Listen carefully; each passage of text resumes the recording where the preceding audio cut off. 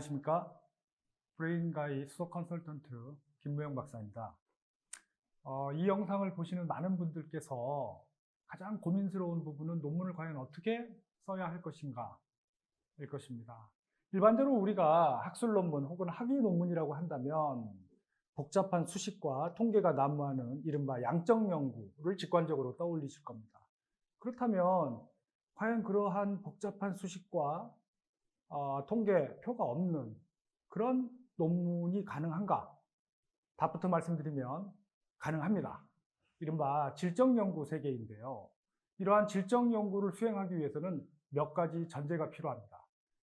오늘 아주 짧은 시간이지만 최대한 쉽고 간략하게 질적 연구를 수행하는 데 있어서 반드시 알아야 할 전제들이 어떤 것인지 함께 알아보도록 합시다.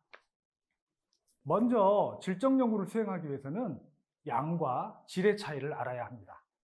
양은 무엇이고 과연 질은 무엇일까? 양이라고 한다면 어떤 대상에게 부여된 2차적 속성을 이야기합니다. 그럼 어떤 대상에 왜 2차적 속성을 부여하느냐? 바로 상호 간의 커뮤니케이션을 쉽게 하기 위해서입니다. 대표적으로 이름, 나이, 순서, 등수, 키, 이런 것들을 이야기하죠. 이것을 통계적 세상에서 바라보는 관점에서는 바로 스케일, 즉 척도라고 이야기합니다. 등간 척도, 명명 척도, 순위 척도, 비율 척도들이 바로 그런 것들입니다. 이러한 척도들을 통해서 우리는 서로 상호 간의 커뮤니케이션이 가능한 수준에서 보다 쉽고 간편하고 빠르게 정보를 주고받을 수 있습니다. 반면 질은 무엇일까요? 질은 바로 그것을 그것답게 만드는 본질적 속성을 이야기합니다. 그렇다면 과연 본질적 속성이란 무엇일까요? 본질적 속성이란 그 대상이 고유하게 가지고 있는 속성을 이야기하는 것입니다. 예컨대 홍길동이라는 친구가 있다고 생각해 봅시다.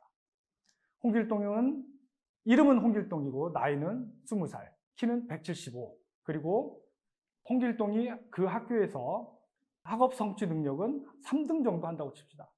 바로 그런 것들은 홍길동이 가지고 있는 부차적 속성입니다. 오히려 홍길동의 본질적 속성은 홍길동의 생각, 홍길동의 꿈, 홍길동의 정치적 지향점, 홍길동의 철학, 홍길동의 경험에 있다 할 것입니다. 따라서 본질적 속성이라는 것은 우리가 말로 표현하기 대단히 어려운 것입니다. 다시 말해서 한두 가지의 척도로 본질적 속성을 다 표현할 수 없습니다. 그렇기 때문에 홍길동이라는 이름은 하나지만 홍길동이를 정의하는 방법은 무수하게 많습니다.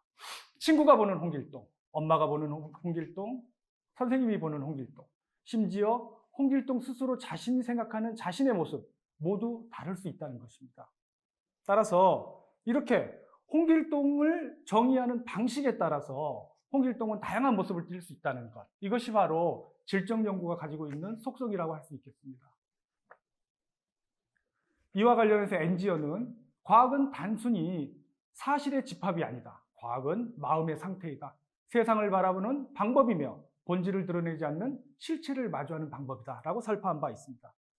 여기 앉아있는 나를 규정하는 것은 다리, 몸, 팔, 그리고 얼굴에 달려있는 눈, 귀, 코, 이것의 총합이 아니라는 것이죠.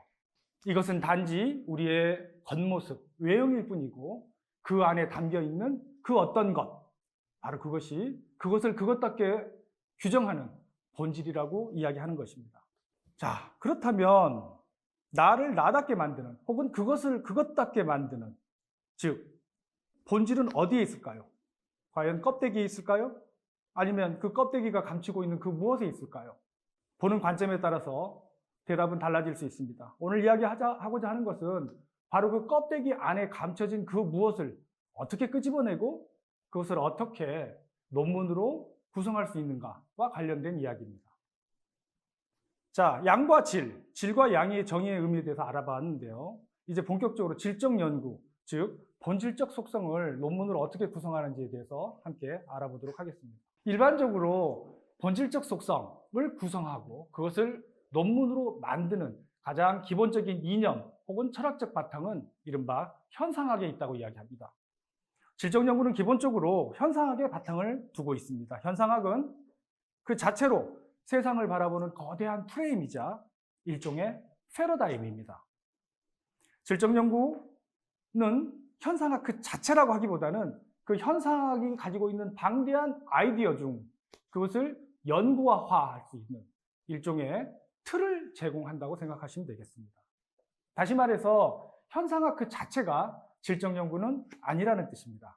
그렇다면 현상학에서 말하는 현상이란 무엇일까요?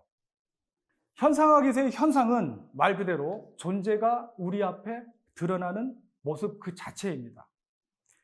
현상학자들은 존재의 의미를 이해하고 그 본질을 파악하기 위해서는 사람 혹은 사태 그리고 그 현상 그 자체를 직관적으로 바라봐야 한다고 이야기합니다. 직관이라는 것이 무엇입니까? 거기에 어떠한 선입견 없이 그 모습을 그대로 바라본다는 뜻입니다. 다시 말해서 감각이나 경험, 연상, 판단, 추리 따위를 거치지 않고 대상을 직접 바라본다는 뜻입니다. 그래서 현상학의 창시자인 에드먼드 후설은 모든 판단을 중지하고 아무런 선입견 없이 대상을 바라볼 때 비로소 그 대상은 우리에게 현상한다고 이야기합니다. 판단 중지는 현상학의 가장 핵심 원리이고 앞으로 설명드릴 질적 연구에 있어서 가장 중요한 핵심적 가치입니다. 다음은 서울대학교 조용환 교수님이 쓰신 글을 직접 인용한 것입니다. 예를 들어 제가 테니스에 집중하고 있을 때 저는 테니스 코트 주변에 민들레가 있는지 없는지 모릅니다. 물론 민들레는 이미 거기에 이미 존재하고 있었습니다. 다만 저에게 자신의 모습을 나타내지 않았을 뿐입니다. 휴식 시간에 제가 민들레에 눈길을 줄 때 비로소 민들레는 자신의 모습을 드러냅니다. 그런데 민들레를 보는 저의 눈길, 민들레에 대한 저의 관심은 매우 다양할 수 있습니다. 그 관심은 한결같을 수도 있고 그때그때 다를 수도 있습니다. 그런데 제가 어떤 관심으로 얼마나 깊이 민들레를 보는가에 따라서 민들레는 자신의 존재를 다르게 드러내어 보입니다. 대상과 의식 사이에 이러한 오묘한 상호작용 혹은 역동을 살피는 학문이 바로 현상학입니다. 어떤가요? 여러분들 이해가 가시나요? 대단히 어려운 이야기이기도 합니다. 이 이야기를 좀 더 현상학적 관점에서 하지만 여러분들이 직관적으로 이해하기 쉽도록 제가 다른 이야기를 한번 해보도록 하겠습니다. 자, 화면에 보시는 것처럼 저 다리에 가로등들이 놓여 있습니다.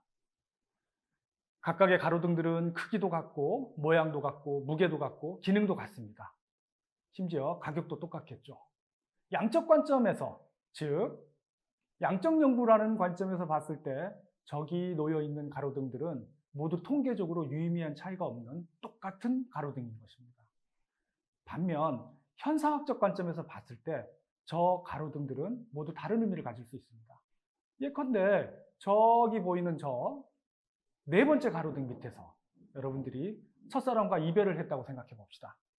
아마 그 사람은 그 길을 지나가면서 네 번째 가로등 밑에서 늘 첫사랑을 생각할 것입니다.